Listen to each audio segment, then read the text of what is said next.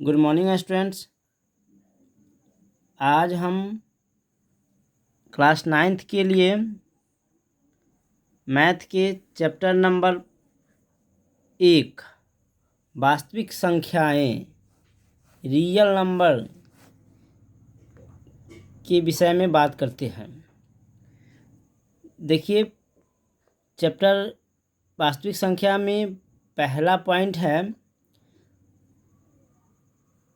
प्राकृत संख्याएं natural numbers. प्राकृत संख्याएं natural numbers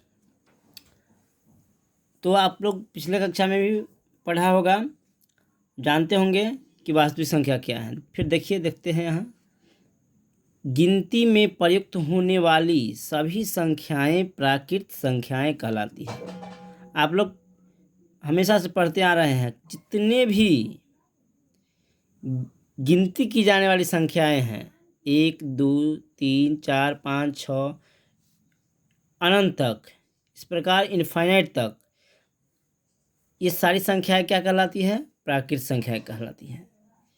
यानी गिनती की जाने वाली सारी संख्या को प्राकृत संख्या कहते हैं। और आप ध्यान रखेंगे, प्राकृत संख्या के समुच्चय को, संग्रह को कैपिटल एन से सूचित किया जाता है। ठीक है बच्चों, तो आप ध्यान रखिएगा कि प्राकृत संख्या, गिनती की जाने वाली संख्या को प्राकृत संख्या कहते हैं और इसे कैपिटल एन से सूचित किया जाता है। पॉइंट नंबर 2 देखिए, पूर्ण संख्याएं होल नंबर। देखिए बच्चों, सभी प्राकृत संख्याओं के संग्रह में, यानी गिनती की संख्या के संग्रह में यदि शून्य को शामिल कर लेते हैं तो नया संग्रह बनता है पूर्ण संख्या। यानी गिनती की संख्या में जब 0 को भी शामिल कर लेते हैं तो वो संग्रह समुच्चय होल नंबर कहलाती है। जैसे देखिए 0 1 2 3 4 5 6 etc, ये सारी संख्या क्या कहलाएगी? पूर्ण संख्या कहलाएगी। और याद रखिएगा, पूर्ण संख्या के संग्रह को, समुच्चय को W से सूचित किया जाता है। ठीक, जहाँ भी W लिखा हो समझ आइएगा ये संग्रह किसका है? तो पूर्ण संख्या का। जिस प्रकार प्राकृत संख्या को कैपिटल एन से सूचित करते थे गिनती की संख्या को, उसी प्रकार पूर्ण संख्या को W से सूचित करते हैं। और याद रखेंगे, गिनती की संख्या में 0 शामिल कर लेते हैं तो वो पूर्ण संख्याएं होती हैं।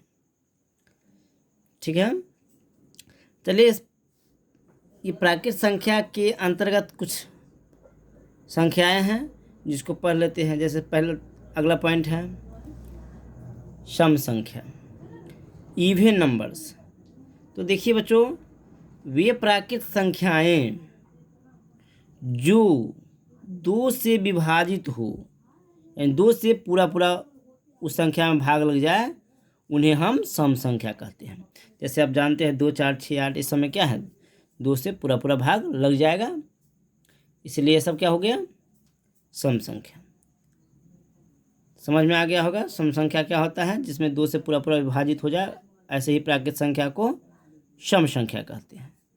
अगला पॉइंट देखिए बच्चों, विषम संख्या, ऑड नंबर्स। वे प्राकृत संख्याएं जो 2 से विभाजित नहीं हो, वे सारी संख्या क्या कहलाती है? विषम संख्या। जैसे 1 3 5 7, इस समय आप 2 से भाग करोगे तो पूरा भाग नहीं लगेगा, तो ये क्या हो जाएगा? विषम संख्या। देखिए बच्चों, अगला पॉइंट क्या है? अभाज्य संख्याएं। अभाज्य संख्या के बारे में पढ़ते हैं हम। देखिए बच्चों, प्राइम नंबर्स, वे संख्याएं जो स्वयं और 1 के अलावा अन्य किसी संख्या से विभाजित नहीं होती हैं, उन्हें अभाज्य संख्याएं कहते हैं। यानी ऐसी संख्या जो या तो स्वयं से कटेगा या तो एक से कटेगा। जैसे दो, देखिए दो, या दो को अगर भाग लगाइएगा तो या तो इसमें दो में एक से विभाजित होगा या तो दो से होगा। तीन में भी बात कीजिए करते हैं तो या तो तीन एक से विभाजित होगा या तो तीन से विभाजित होगा। पाँच में ही बात करते हैं तो ये पाँच देखिए या तो एक से विभाजित होगा या पाँच से विभाजित होगा।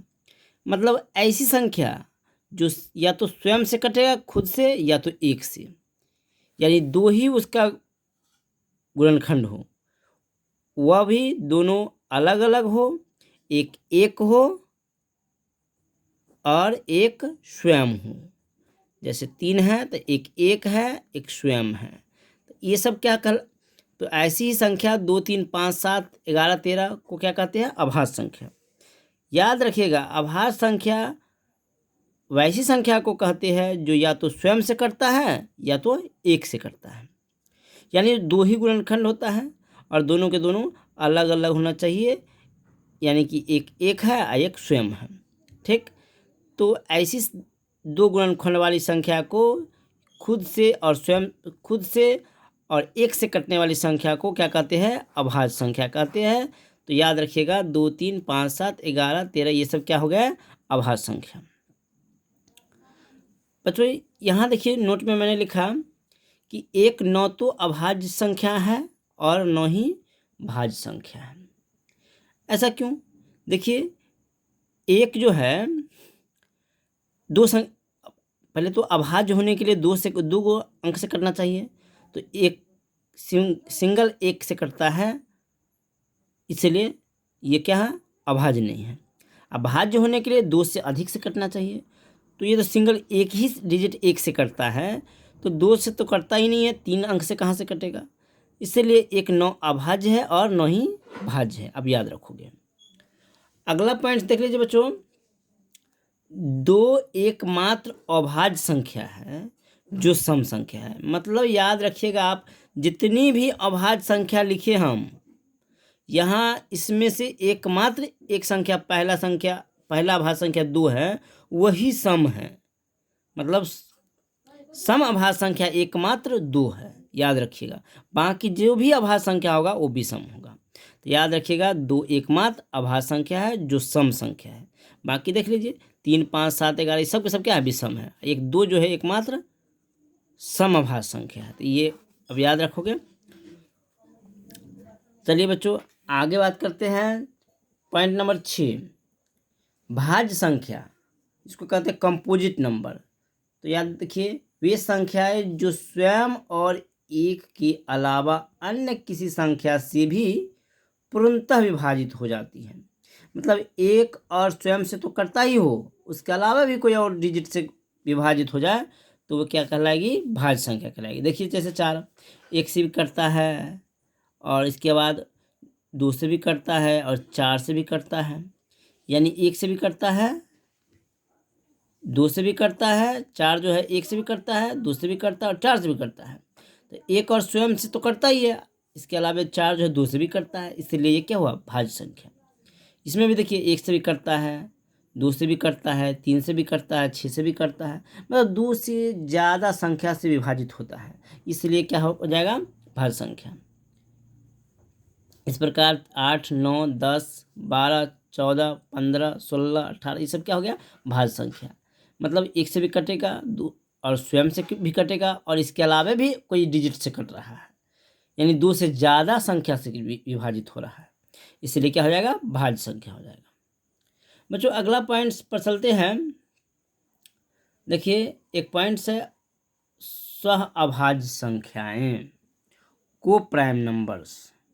सहभाज्य संख्याएं को प्राइम नंबर्स, जब दो या दो से अधिक संख्याओं में कोई भी उभयनिष्ठ गुणनखंड न हो, अर्थात दूसरी भाषा में कहो, जिस दो या दो से अधिक संख्या का मौसो HCF एक होगा, उसको हम सह अभाज्य कहते हैं। जैसे 4 और 9 का आप मौसो निकालिएगा तो उसका एक मौसो होगा, इसीलिए 4 और 9 को क्या कहेंगे? असह अभाज्य संख्या। 12 25 का मौसो निकालिएगा, एक होगा,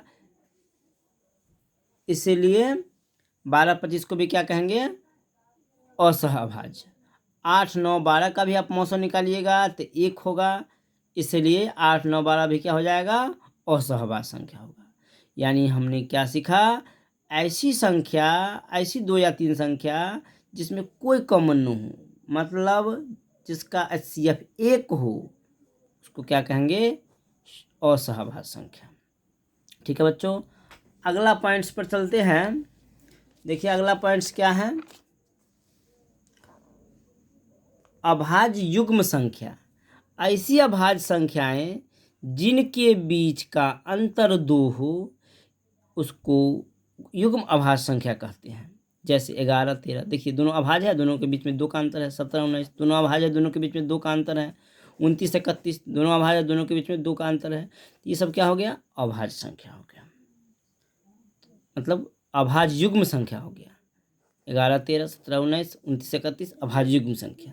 चलिए बच्चों अगला बात पॉइंट्स पर चलते हैं, वो है पूर्णांक, इंटीजर्स।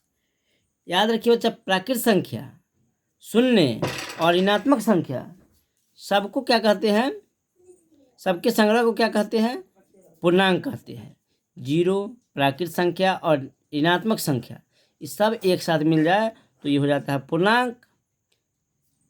समझ गए, पूर्णांक में सबसे छोटा का भी अनंत होता है, नहीं पता होता है, और पूर्णांक में सबसे बड़ा का भी पता नहीं होता, मतलब इनफाइनाइट होता है, अनंत होता है। अब याद रखोगे बच्चों, सभी पूर्णांक के संग्रह को, समुच्चय को Z से सूचित करते हैं। जैसे प्राकृत संख्या को N से सूचित, कैपिटल N से सूचित करते थे, पूर्ण संख्या को W से सूचित करते थे, उसी प्रकार पूर्णांक इंटीजर्स को Z से सूचित करते हैं। आगे एक स्टार याद रखिएगा बच्चों, सभी प्राकृत संख्याएं पूर्ण संख्या होती है। याद रखिएगा, सभी प्राकृत संख्या को पूर्ण संख्या कहते हैं, लेकिन सभी पूर्ण को प्राकृत नहीं कहते हैं। क्यों नहीं कहते, इसे देख लीजिए।